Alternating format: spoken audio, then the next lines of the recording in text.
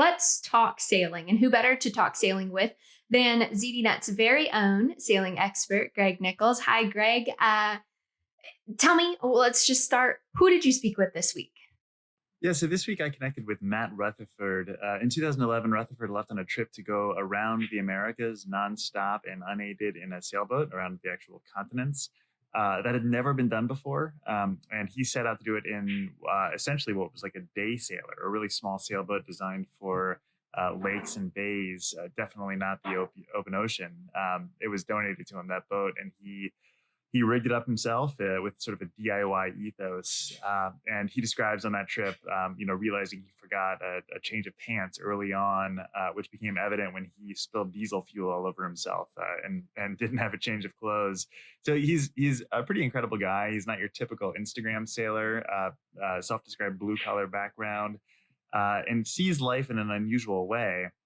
And that's led to an interesting undertaking, one that combines modern scientific research techniques and instrumentation with a much older technology, and that is sailboats. Okay, so this is the 21st century. Why sailboats? Sure, on his adventure around the Americas, Matt Rutherford came face to face with the front lines of climate change. So he says the polar regions, of course, are the kind of ground zero for where you're going to observe the effects of climate change.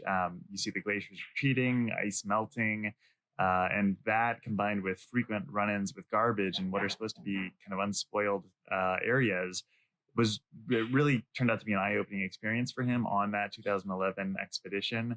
So he also confronted a reality that's kind of stymied scientific research for generations, which is simply that these places, Arctic regions, the Antarctic regions, polar places, are phenomenally difficult to traverse, particularly in small craft and boats. It's uncharted. There are rocks all over the place. He describes compasses that don't work and weather forecasts that are garbage, and ice and fog and all kinds of challenges, including wildlife like polar bears. So really unique challenges. Those factors contribute to the astronomical price tag currently of doing science at sea in those regions. So the average cost of a scientific research vessel, it's estimated at something like $25,000 a day. In the Arctic, that price tag can actually double, reaching or exceeding $50,000 a day. And almost without exception, those are power vessels you're talking about, which is just boats with engines, not sails. And fuel really accounts for a substantial portion of the total costs. It also limits the effective range and duration of expeditions, which have to be able to kind of safely return to shore to kind of fuel infrastructure with relative ease and consistency. So that significantly limits the kinds of data that scientists are able to collect. And Rutherford thought he could do something about that with his sailing background. So in 2013, he teamed up with scientist Nicole Trenholm to found the Ocean Research Project, which is a 501c3 dedicated to scientific exploration under sail, which is a lot cheaper and also happens to be much more environmentally friendly. Greg, is this an isolated case or is sail power being reevaluated? Yeah, sail power is actually, believe it or not, having something of a renaissance. So, mounting pressure to reduce carbon emissions in shipping, which is a huge polluter, have led to renewed interest in wind-assisted ships. Fixed sail propulsion designs have been proposed for shipping and a variety of large ship applications. Autonomous data collection platforms like drones and underwater and above water drones have used wind and have used kind of the elements for their propulsion, and they're making their way into the modern naturalist's toolkit. It's interesting. One problem with those drones is that they're small and easy to launch, but it's still expensive for scientists to mount expeditions for the launch and recovery of these drones. And the time between launch and recovery can actually be weeks because these autonomous machines can go out and collect data for a substantial period of time in isolation. But that means that scientists are basically floating with these kind of substantial daily costs, or they have to traverse to remote areas twice for the launch and the recovery of these vessels, which adds a lot to the costs. So, Ocean Research Project accounts for a lot of this. The organization it sets out to design unique expeditions that enable small teams of researchers to gather information from remote and sensitive areas worldwide. In an early expedition in 2013, Rutherford and Trenholm spent 70 days, for example, in the Atlantic to survey the eastern side of the North Atlantic garbage patch. And that was unmapped at the time. One reason is it's so remote. You have to sail to the Azores, which is off the coast of North America, the better part of the way to the European continent, before you can even start to do that survey. And that's very difficult if you're launching an expedition that costs so much. The daily cost is in the tens of thousands of dollars.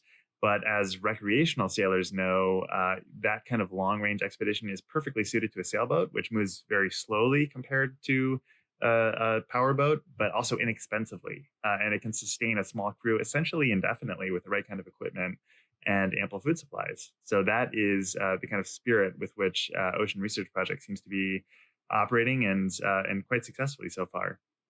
So, last question. What about modern instruments? Are they suitable for research on a sailboat? Yeah, there are definitely quite a few modern instruments involved in the kind of research that this organization and science in general in the ocean is are using, for sure, and more so than ever. Modern instrumentation is compatible with this idea of using sailboats, and that's because everything is shrinking. Many of the instruments are actually, like we discussed, now autonomous, but they still need to be launched from remote areas. These are aerial, marine, submarine drones. So the estimated daily cost of the expedition that Ocean Research Project is about to launch is going to be $3,000 for a 24-hour period, which is a small fraction of the traditional research vessel costs. And interestingly, Rutherford sees a blending of the newest and oldest technologies as an ideal approach to data collection. So aerial, aquatic, submersible drones, for example, are a perfect use case for his organization's sail expeditions. And he tells me that fully autonomous data collecting robots are going to play just a large, outsized role in the future of ocean research, and already are playing a bigger role every year. And those technologies are not massive and perfectly supported on exactly the type of vessel that Ocean Research Project is currently running, which is a 65-foot steel sailboat. And they can do that at a fraction of the cost of a powerboat because they're using the wind. And really, that's where you show the true capability of the sailboat being a professional data collection platform that is going to be increasingly relevant, which is kind of an interesting turn of events because obviously the age of sail is long gone. At least the first golden age of sail is long gone. So funny how those technologies, those foundational technologies, kind of come back and are seeing increasing utility in research applications. All right, Greg, thank you so much. As always, thank you for breaking down sailing for us. I love hearing about you sailing and all of your expertise around that topic, surrounded, wrapped up in with tech as well. Thank you guys for watching. As always, be sure to like this video, subscribe to our YouTube channel, and stick with ZDNet for all things tech.